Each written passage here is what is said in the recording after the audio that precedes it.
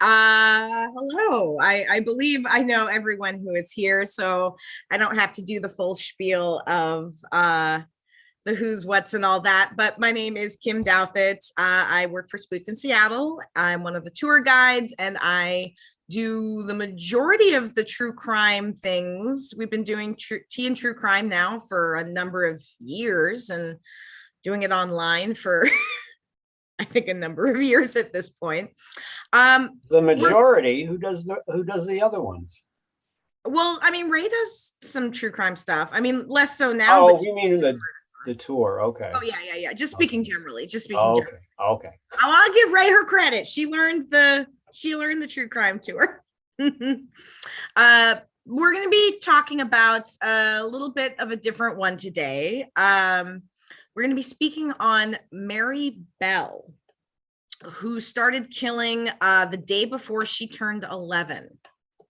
And I think we're just going to dive right in because her story is really sad and tragic for a lot of reasons, not just because she is responsible for a few deaths, but her life itself was very tragic. So Mary was born on May 26th of 1957 to Betty McCricket. Betty McCricket was 17 at the time of Mary's birth. The biological father of Mary Bell to this day remains unknown. There was some speculation that Betty's own father had fathered Mary, but this was not something I was able to verify. I just read it as kind of a snippet in a few different accounts. Years later, Mary would point blank ask her mother if it was true, and her mother responded, "You are the devil's spawn." And honestly, if this was the case, it might explain a little bit of Betty's seeming hatred towards Mary. When Mary was only a few months old, Betty met Billy Bell, who was 21 at the time, and they would get married in March of 1958, while Betty was already a few months pregnant with a son. She would give birth to him in the fall of the same year. Now, Billy would legally adopt Mary as his daughter. Betty, Mary's mother, did not want a child. She seemed to have a lot of aggression and hatred towards Mary from the moment she was born. In fact, after she gave birth to Mary, the first thing she said about her was, "Take that thing away from me." Mary would later say, "Well, that's when they should have taken me away from her forever, shouldn't they?" And you can't help but wonder what Mary's life would have been like if she hadn't grown up with Betty Bell. The woman was horrifically abusive to Mary, even tried to kill her on multiple occasions. And these details I'm going to share on her childhood are not meant in any way to justify her later actions, but to try and give a little bit of an understanding of the world she grew up in and how that might have shaped what she would go on to do. So Betty and Billy, along with Mary and her younger brother, lived with Betty's mother and Betty's younger sister, Isa, for the first few years of Mary's life in Newcastle, Scotswood, which is in northeastern England. Betty's mother suffered from migraines. She took medication for them and was very, very careful to keep all of this medication locked away because there was young children in the house. She actually kept them in the used needle compartment of a gramophone. And you can see in this picture that little tiny compartment in the corner, and you have to kind of pry it open. Her grandmother actually kept a knitting needle there to pry it open. And that is, again, where she stored her medication. Not something a child is easily going to be able to get into, especially not at the age of 1. And yet somehow, when she was a year old, Mary was able to magically stand up and use the knitting needle to pry open the compartment and take a number of the pills. Or somebody helped her do it. Mary is rushed to the hospital, had her stomach pumped. Betty was adamant that it was an accident, but her family suspected otherwise. Betty moved her family out of her mother's house in November of 1959. Shortly after, she sent a letter to her older sister saying she'd given Mary away to some friends. Now, her sister immediately went to retrieve Mary and took her back to Betty. About 6 months or so after that incident, when Mary is almost 3 years old, Betty's older sister, Kath, came over to visit, and she gave the children some candy. She went to make tea, and when she came back into the room, she found them eating the sweets, and they'd spilled all over the floor, and there seemed to be medication mixed in with the sweets. In fact, the medication was Drinamyl tablets, which are stimulants. They're known as Purple Hearts, and they were actually banned in 1978. The children said they'd eaten some, so they were once again treated, and they thankfully ended up being okay. But this was an alarming coincidence to have two close calls with medication in a matter of years. So Kath begged Mary, or excuse me, she begged Betty to let Mary stay with her for a bit, but Betty refused. Shortly after, when Betty and Mary were visiting Betty's mother, Mary almost fell out a window when Betty was supposed to be holding her and supervising her. Shortly after that, Betty's younger sister, Isa, followed Betty when she brought Mary into an adoption agency. Betty saw a young woman crying because she wanted to adopt a child but wasn't able to. So Betty gave Mary to her and said, "I brought this one in to be adopted. You have her," then left. Isa would follow the woman. She would get Mary back, return Mary to Betty. I'm not quite sure why more actions were not taken. When she was almost 4, Mary would again be given pills, this time her mother's iron tablets, and again ended up in the hospital. And she was telling people, "Me ma'am gave me the Smarties." And at this point, not wanting to deal with her family's concerns for Mary's safety any longer, Betty cut off contact with her family for the next year. And this is when the abuse escalated. Now, Billy was a petty criminal. He was often away. Betty was working as a sex worker, and when Billy wasn't around, she would sell Mary to her clients. And I want to give a little bit of warning because the next set of quotes, which are taken directly from interviews that Mary gave to Gita Sarani, who wrote 2 books on Mary Bell, it is dealing with the sexual abuse of a minor, and it can be hard to listen to. So I just want to give a little bit of a warning before I read these next quotes. Mary remembers not being in school yet, so she was around age of 4. And she said, "My mother would hold me, one hand pulling my head back by my hair, the other holding my arms back of me, my neck back and they'd put their penis in my mouth. And when they ejaculated, I'd vomit." Sometimes her mother would blindfold her. She was afraid to tell her father because her mother would threaten her. She would whip her and beat her. And this abuse would go on until she was about 8 years old. She started to become more defiant of her mother. She was generally acting out more. The family moved to White House Road. And Betty at this point was often in Glasgow working. And when Billy was around, he was referred to as the children's uncle. So Betty could claim benefits from the city as a single mother. So in spring of 1967, a new girl moved in next door, Norma Bell. Despite sharing a last name, they were not related. Norma was one of 11 children, and she was 13 to Mary's 10. Despite the age difference, Mary was very much the ringleader of the 2 of them. Norma would often be described as being slow or simple. By 1968, the girls were frequently getting into trouble. And what's important to keep in context about Newcastle in 1968 was how utterly impoverished the area was. Population was about 17,000 people, and of that, more than half of them were unemployed. It was not uncommon for children to be out playing in the streets together for long periods of time, virtually unsupervised, even very young children. Mary was becoming more aggressive and more violent with other children. She would start fights, and there was even an account of her putting a cigarette out on another child's face. After she was arrested, there was a lot of reports that came out about her behavior in certain incidents, and a lot of the reports couldn't be verified, but here was a few that we do know that happened. On May 11th of 1968, Mary's cousin John was pushed down a nearby embankment. He'd been beaten, had obvious injuries on his body, but he was 3 at the time and could not say who did it. But Mary and Norma would be the ones to find him. And they were suspected by the police, but the police kind of let it go as a schoolyard fight, so no further action was taken. And I'm not really sure how you can say like throwing a 3-year-old down an embankment is a schoolyard fight when the other two involved are 10 and 13. But I guess that was Newcastle in the 60s. The next day, May 12th, Mary would have another altercation with 3 other girls, Pauline, Cindy, and Susan. The mother of one of the girls would report it to the police. Pauline told the police she was playing in the sandpit when 2 big girls came in. The smallest one of the 2 girls told me to get out of the sandpit. I said no. She put her hands around my neck and squeezed hard. The bigger girl was behind the hut playing. The girl took her hands off my neck, and she did the same with Susan.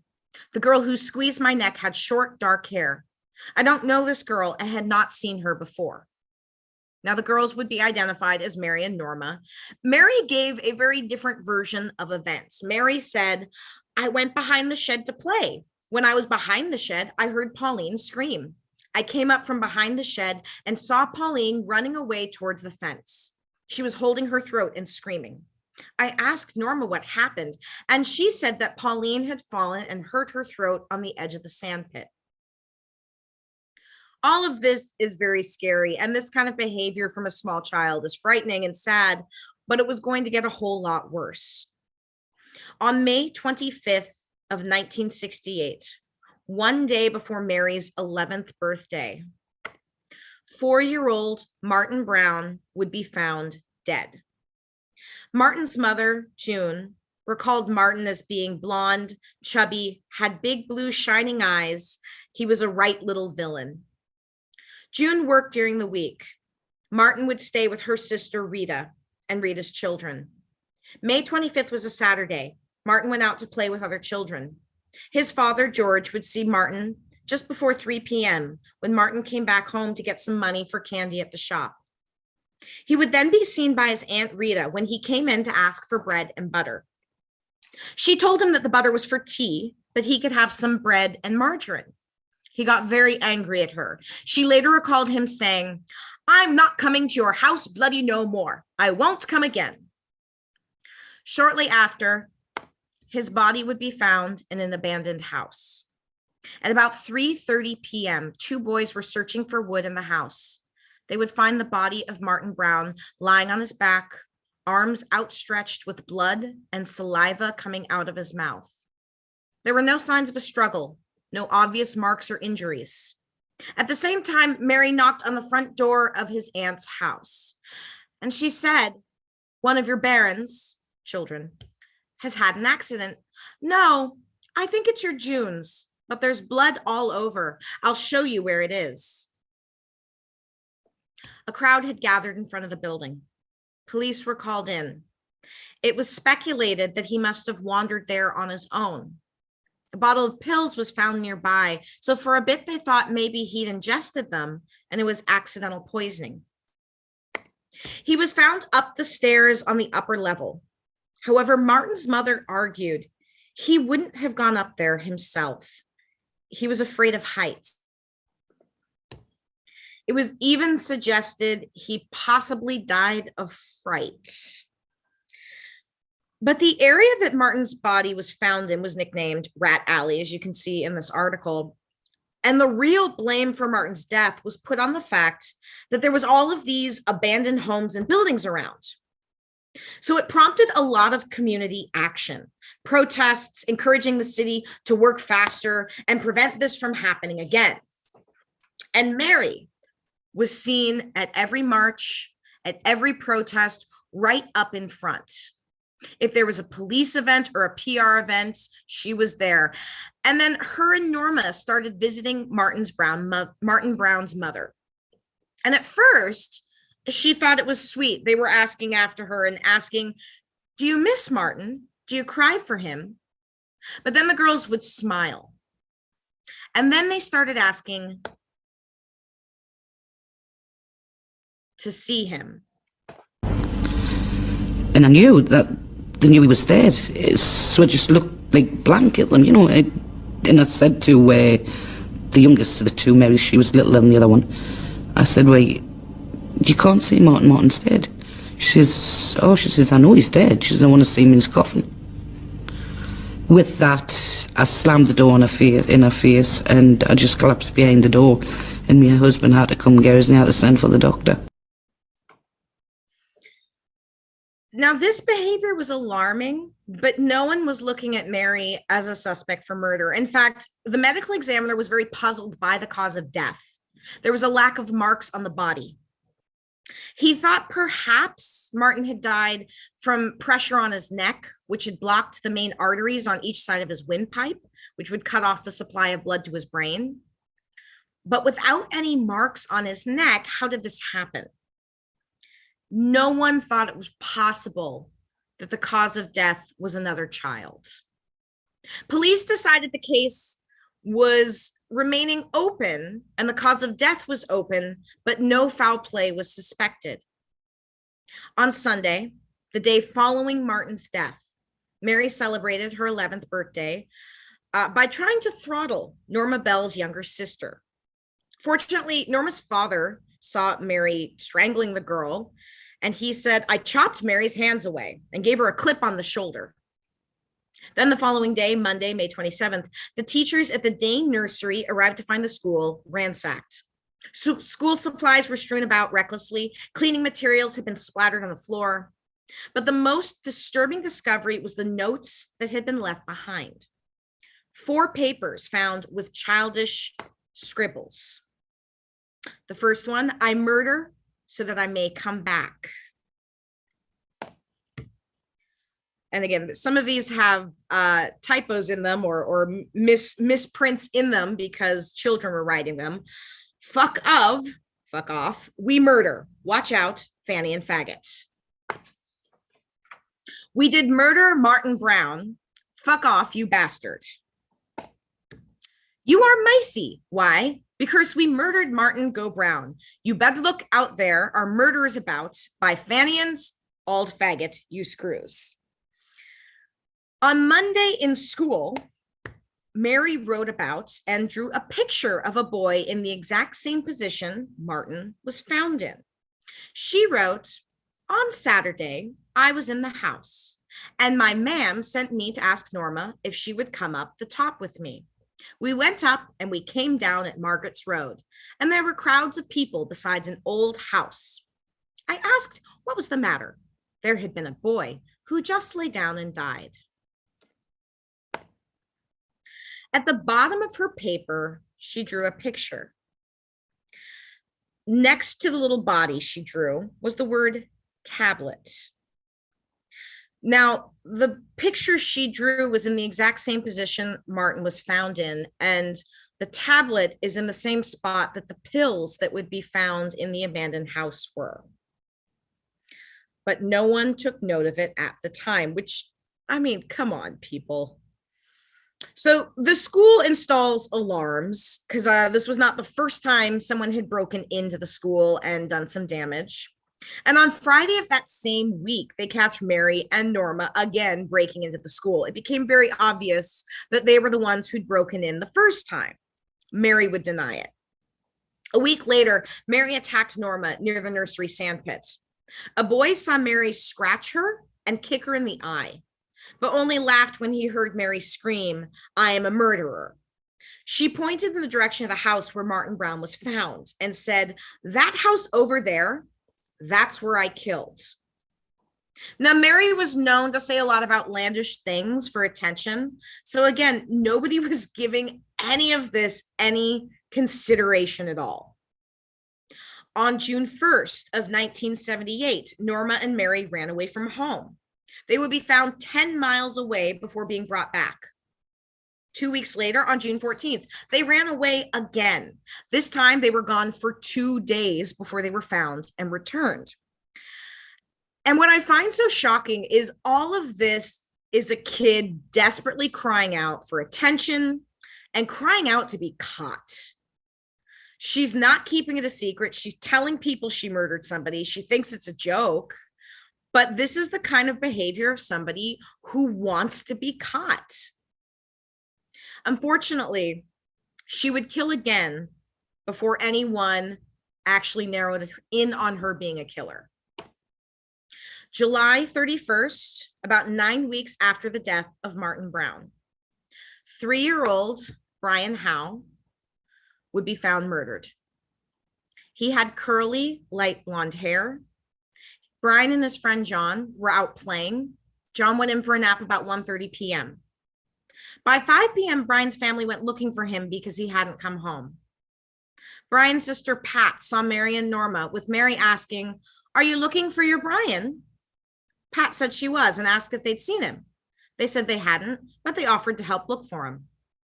They crossed the railroad tracks to the industrial area where the kids of Scotswood often played among construction materials, old cars, and dangerous wreckage. They referred to the area as the Tin Lizzie. Mary pointed to some large concrete blocks. "He might be playing behind the blocks or between them," she said. Pat insisted he never went over there, so they didn't look. Being unsuccessful in their search, police would be called, and it's now dark outside. His body was found at 11:10 in the Tin Lizzie, right at the spot where Mary had pointed earlier in the day. He was stripped half naked. He had scratches on his back. Grass had been placed on top of him, scratches on his neck and his face, compression marks on his nose, blood-stained froth on his mouth. Scissors would be found next to his body with a blade broken. 6 puncture wounds found on his thighs and legs, which looked to be initials, as though someone was trying to carve initials into him. His genitals had been mutilated, partially skinned. His eyes were bloodshot. Some of his hair had been hacked off. He had been strangled to death, but based on the marks, they believe the killer had to have been a child. One of the inspectors saying, "There was a terrible playfulness about it, a terrible gentleness, if you like, and somehow the playfulness made it more rather than less terrifying." The medical examiner determined he had died between 3:30 p.m. and 4:30 p.m. The scissors that were found nearby and had been used to make the puncture wounds on his body, one of the ends was a little bent, and the initials that seemed to have been carved into his belly looked like an N or an M. They also started noticing similarities between Brian Howe's death and Martin Brown's death. So they started re-examining his case. And once again, you have Mary up front and center, engaged in all of the press and investigations. They started to narrow in on her. And she would suddenly remember new details, like she remembered seeing an 8-year-old boy with Brian on the day he died. She claimed the boy hit Brian for no reason, that she had also seen the same boy playing with broken scissors. However, the detail of the scissors and the fact that scissors were found had not been released to the press. She had just implicated herself. And she described the scissors exactly. Silver colored, something wrong with the scissors, like one leg was either broken or bent. So on August 4th, Norma is questioned, and Norma breaks. She said Mary took her to see Brian's body, showed her a razor that she had used to cut him, and she was able to show police where the razor was. Police go to get Mary for questioning. She's brought to the station at about 12:15 a.m. Her behavior is odd while she's being questioned. She would deny knowledge, but would suddenly jump ahead to answer something she hadn't been asked, and continue to insist she was innocent. She went as far as to ask if the police had bugged the place. She was having trouble not revealing too many details. Police asked if she played with Brian, and she responded, "He's only little." One of the policemen asked, "Well, I have reason to believe that when you were near the blocks with Norma, a man shouted at some children, and you both ran away from where Brian was lying in the grass. This man will probably know you." Mary responded, "He would have to have good eyesight." And they said, "Why would he need good eyesight? And she said, because he was clever to see me when I wasn't there. When it became apparent things were not going her way, she abruptly stood up and said, I'm going home. I'll phone for some solicitors. They'll get me out. This is being brainwashed. She would be sent home at about 3:30 a.m. Norma gave her statement to the police, saying that Mary killed Brian. She said she put her two hands on his neck. She said there were two lumps you had to squeeze right up. She said she meant to harm him. She got him down on the grass, and she seemed to go all funny. You could tell there was something the matter with her. She kept on struggling with him and trying to get her hands away. She let go of him, and I could hear him gasping.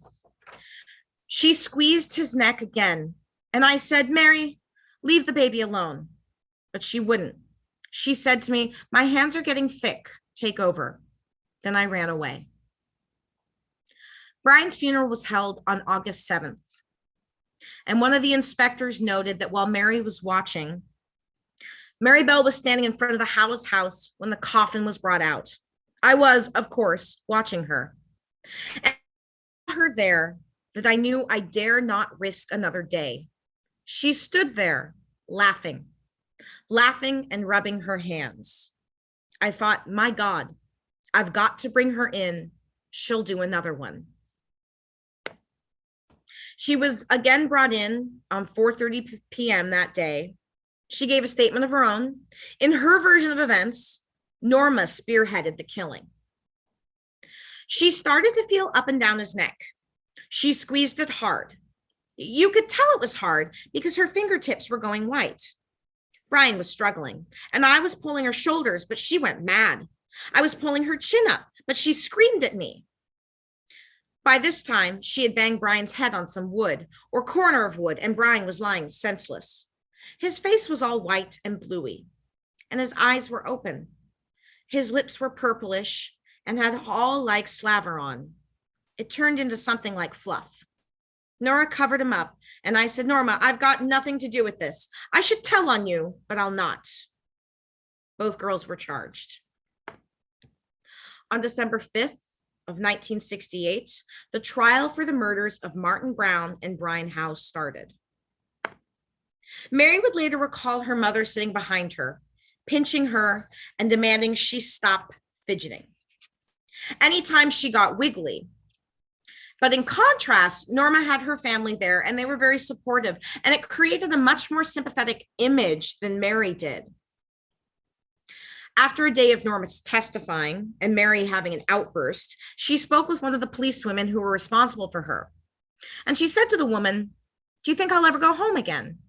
I wish I was going to sleep in my own bed. Do you think I'll get 30 years? I think he is a horrible judge if he gives me 30 years.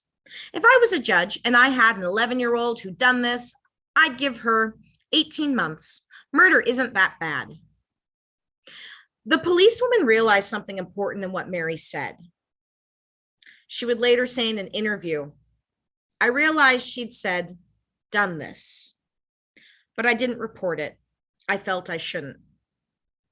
The trial moved forward with both girls contradicting each other, both denying any responsibility for Martin's Brown death, but acknowledging they'd been together with Brian on the day he died.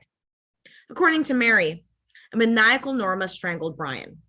When asked if she was afraid that Norma might kill her, Mary replied, she would not dare, because I would turn around and punch her one. A psychiatrist declared that Mary must be regarded as suffering from psychopathic personality, demonstrated by a lack of feeling quality to other humans and a liability to act on impulse without forethought. The jury took under 4 hours to reach a verdict. Norma was found not guilty of manslaughter on both counts. Mary Bell was found guilty of manslaughter because of diminished responsibility in both Martin's and Brian's death.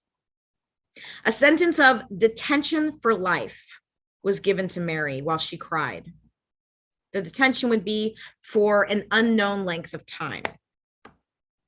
But what do you do with an 11-year-old girl who's committed murder? There was virtually no precedence for this kind of case with a child that young. You can't send her to an adult prison. They didn't want to just send her to a hospital. And Mary would later recall, in the court, while they were talking and talking, I remember thinking, I wanted my dog. I wanted him with me when I was sent to be hanged. That's what I thought would happen. I'd be sent to the gallows, and they might just as well have said that right away, because it was just as meaningless as life imprisonment.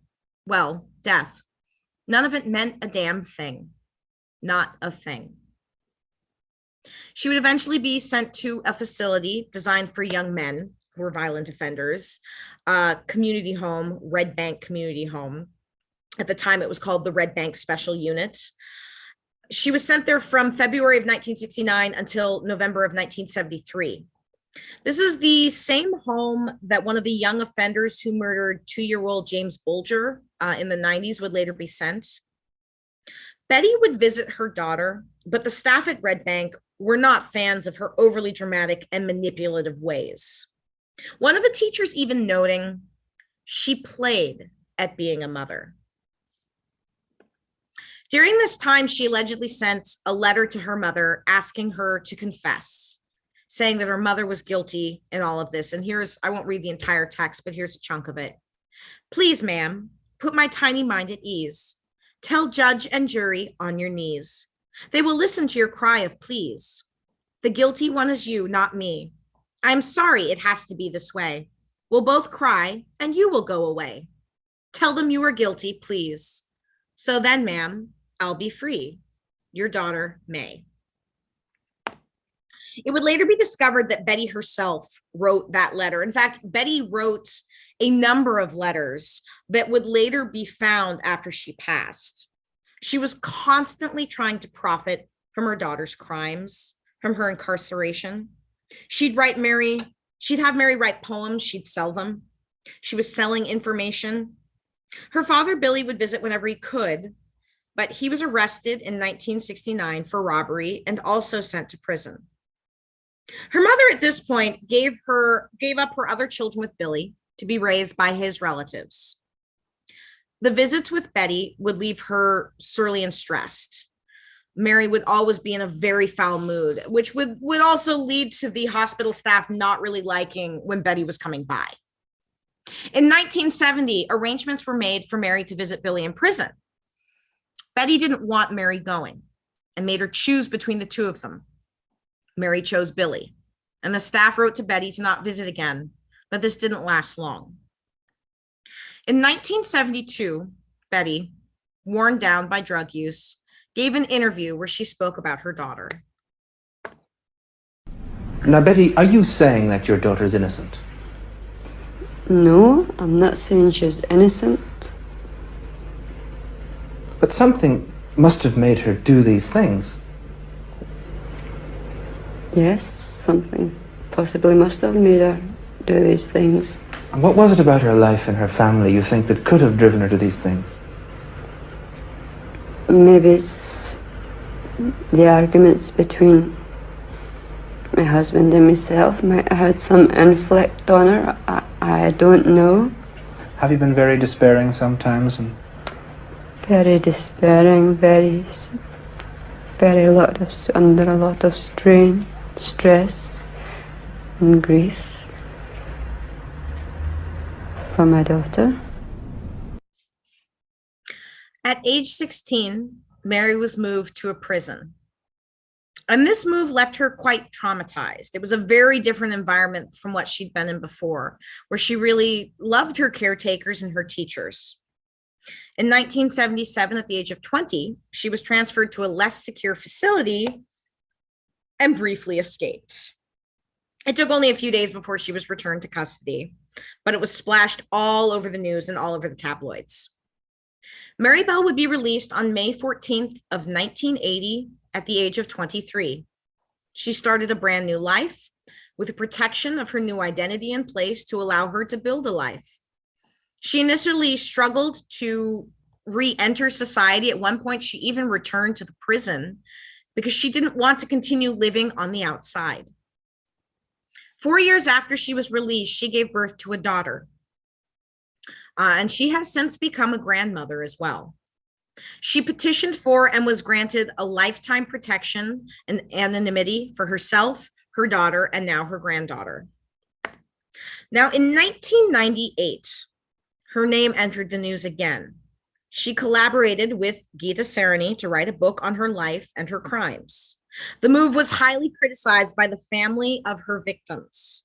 They objected to her being able to profit from her crimes. She was paid a sum by the author to tell her story. She would be tracked down by reporters and forced to reveal to her then 14-year-old daughter that she had killed 2 young boys. June Richardson, Martin Brown's mother, said the following: "A child is a blessing.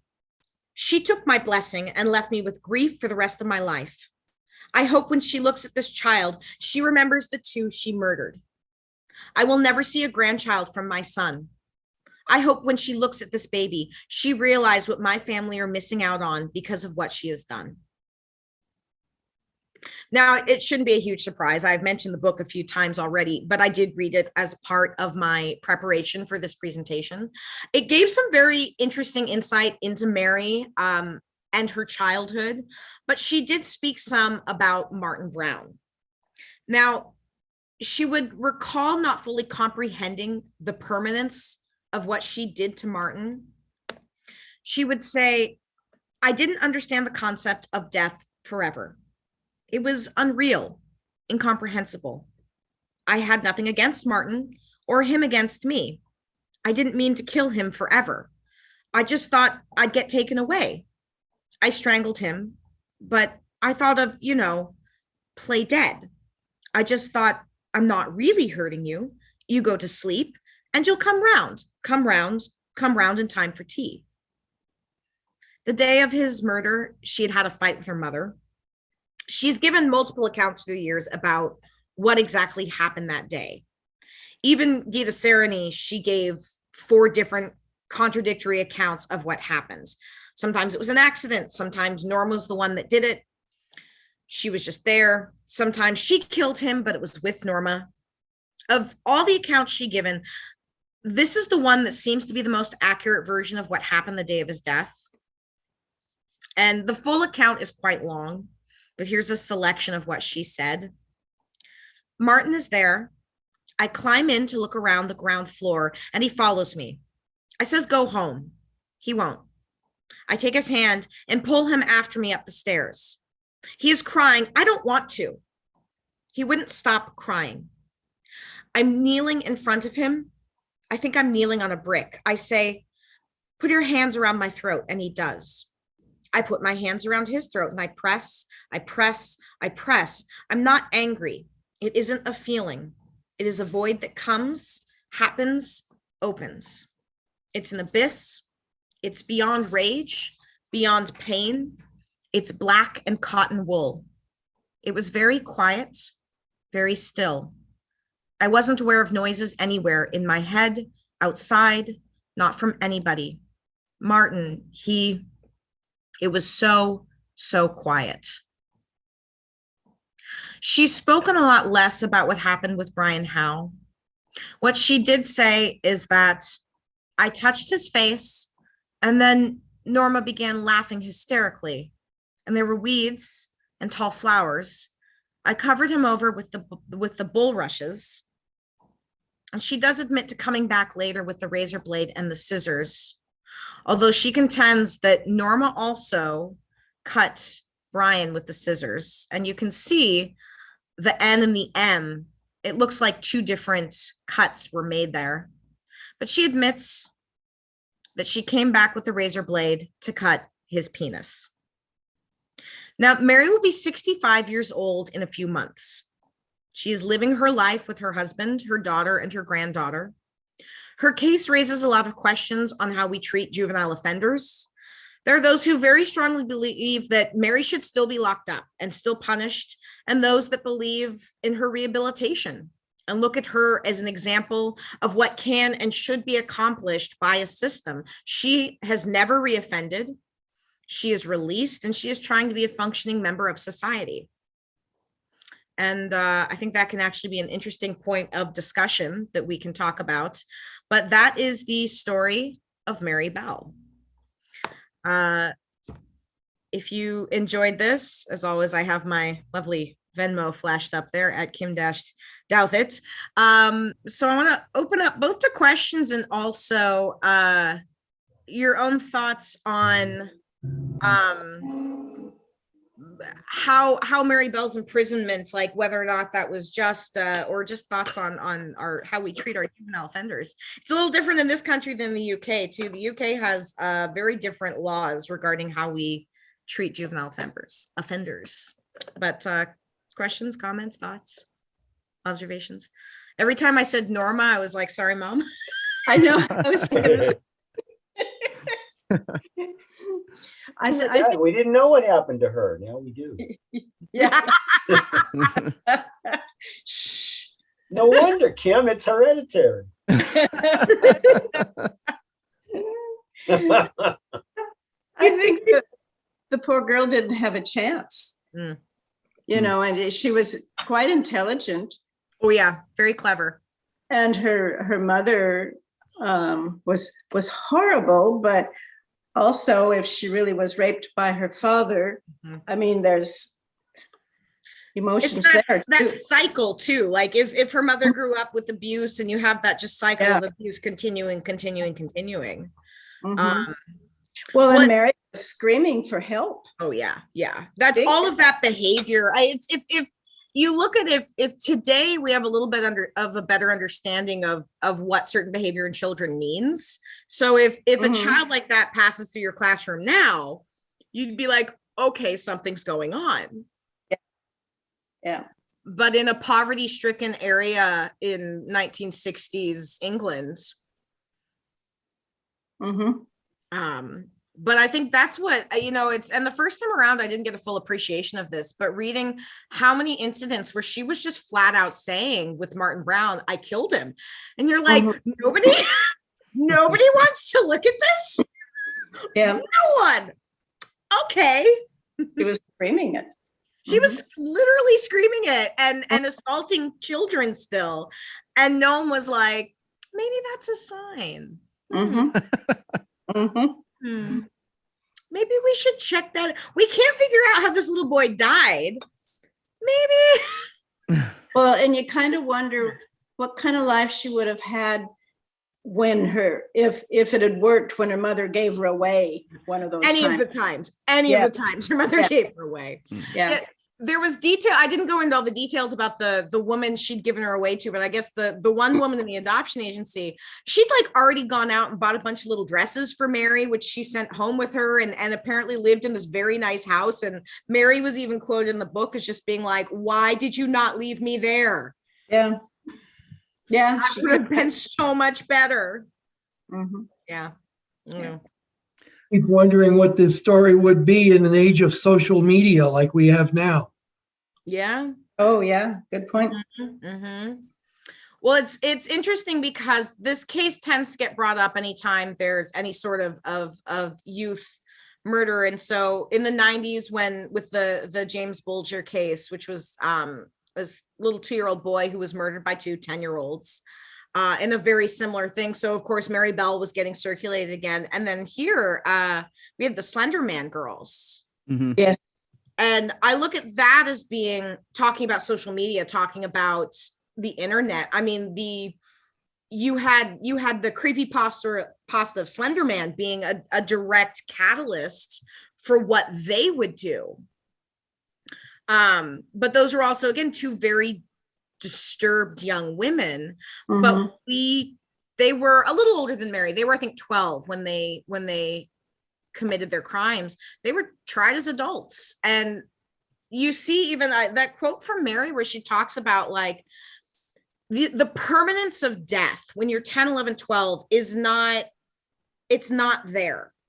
Like you understand, you know what death is, but this idea, she was like, I knew he was dead, but I somehow didn't at the same time. And so you can't treat a juvenile offender the same way because their brains are just not formed yet. They're not fully formed. And it's, I think it's just sad. It's just very, very sad all around. It's sad for the families of her victims, but I think I don't know. I find her to be just in general a very sad case. Yeah, that didn't have to be. It didn't have to be. Yeah, exactly.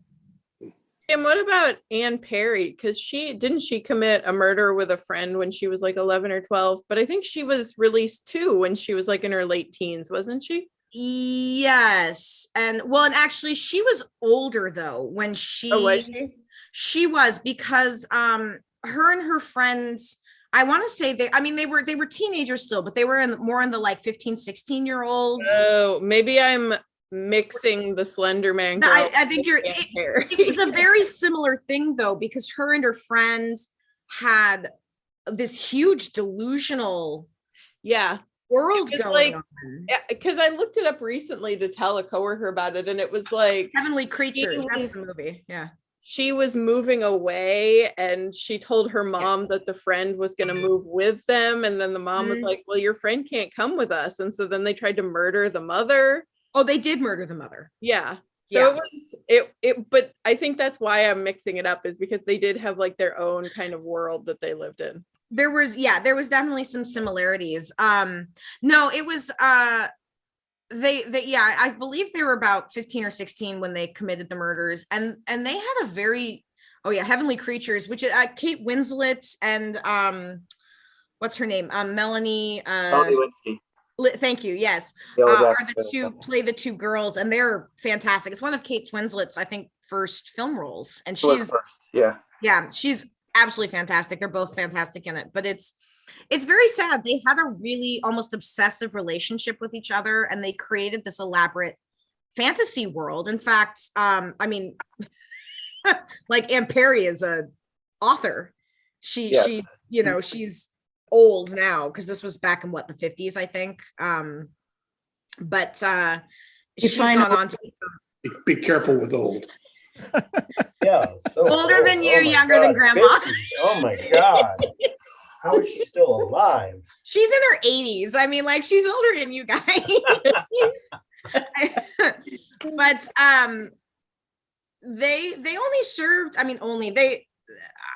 want to say something like 5 or 6 years before they were released, because the European justice system tends to look at juvenile offenders as they look at them differently. They charge them differently, and treat them differently. And again, both of those women have gone on to live lives, and I think one of the conditions of their release was that they have no contact with each other ever again.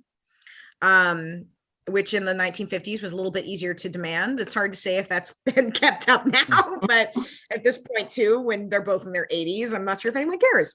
But yeah, it's a very interesting case. It might be a fun one to cover at some point for Teen True Crime, because it's just, it's one of those ones where, again, it's not the evil you see. It's in contrast to like a Gacy, where we covered Gacy last time, and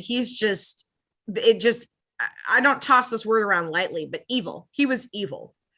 This was just, there was some things going on that led to what happened, and it's just sad. It's sad. Happen to know if they seal juvenile records in Europe the way they do here? They change identities. So like even Anne Perry, that's not the name she was born with. It didn't come out until years later that she had been the juvenile offender.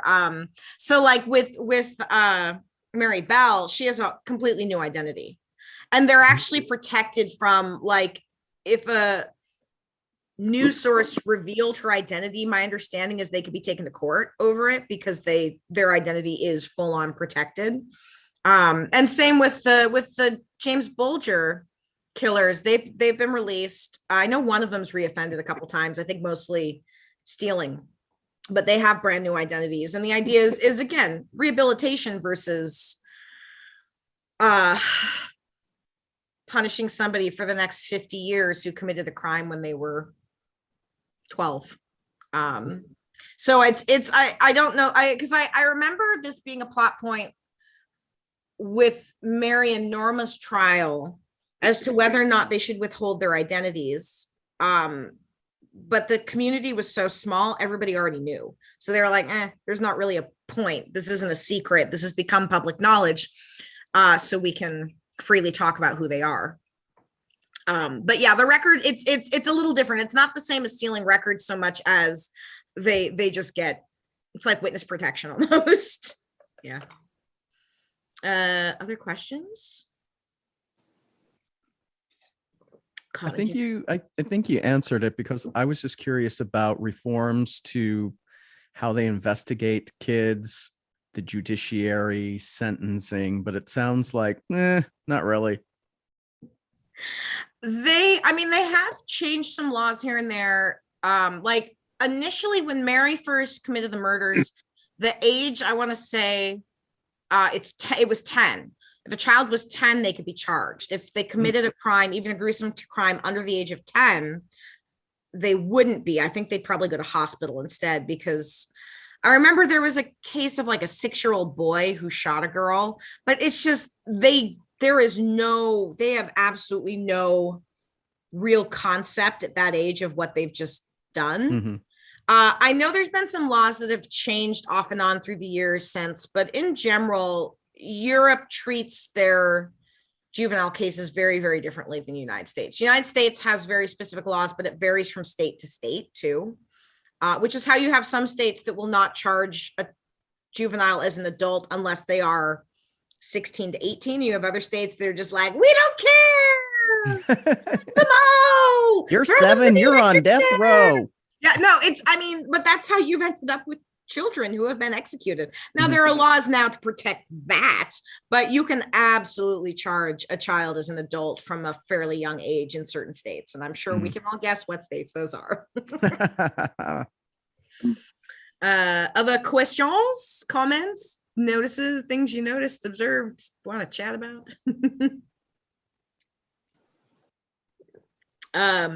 I will say Mark and I were chatting, and the next teen and true crime is going to be the Gainesville Ripper.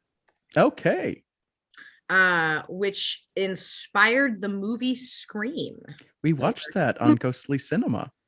We watched that dumpster fire with Steve Shippey and Cindy Kaza. Yeah. Oh no way. I can't. If you want to watch it, I'll say it's a dumpster fire, but they don't really spend much time with the crime itself. It's the paranormal and psychic investigation. It was a horrible, gruesome crimes that he committed before he was executed in Florida. You shouldn't murder anyone. I'm anxious to hear about it because I never heard of it, and I didn't know that the Scream movies were actually based on a real. I didn't get that. Based on, it was one of the inspirations for. There was, I think you mainly see it like in the opening scene. Drew Barrymore's character is killed very similarly to one of his victims, and so more in that kind of. They talk about it being the inspiration, but it was. I think that's being a little generous, but he was a brutal killer. So yay. Cool. Oh, Texas. Oh, I just saw the Texas Bob. Yes. Awesome. Any other things, observations, comments, questions? That was good. Cool. Good one. Yeah, you said that you didn't have a lot of, you didn't have a lot of, photographs stuff to work with, but you did, I think it was really good. I mean, you didn't have, gruesome crime photos, but no crime photos. What you had were good, and the interviews that you had were good. That was a good one, real good one. There was a great documentary that was done in 98 that I watched, and I pulled the interview clips from that is available on YouTube. So if anyone wants to watch the full thing, it's about 45 minutes long. And it interviews June especially gets interviewed pretty extensively. But it gives a very nice recounting of everything and up till that point. Like there's some things that got glossed over, but it gives a pretty thorough account. And so that was a good story. And again, that the book that I read was it's very sympathetic towards Mary, but it you know, she was interviewing her firsthand, so you can't beat the firsthand accounts and her recollections of things and just her. So if you want to dive deeper, those are both really good sources. Yeah, well, this one was different. A lot of the ones we've done lately have been, you know, volume killers. Yeah. This was a more detailed and nuanced person. Nice to mix it up from time to time. Yeah. I liked it. Thank you. Thank you. So I have a request for research, you know, vet it first, because I'm curious about this. Let's take Dr. Henry Cotton, who was the lead doctor at Trenton State Hospital. A new state alert has arrived. And and you know, a lot of people died from his treatment. So I'm wondering, you know, he's a doctor trying to cure people, ends up killing dozens. Like Linda Hazard.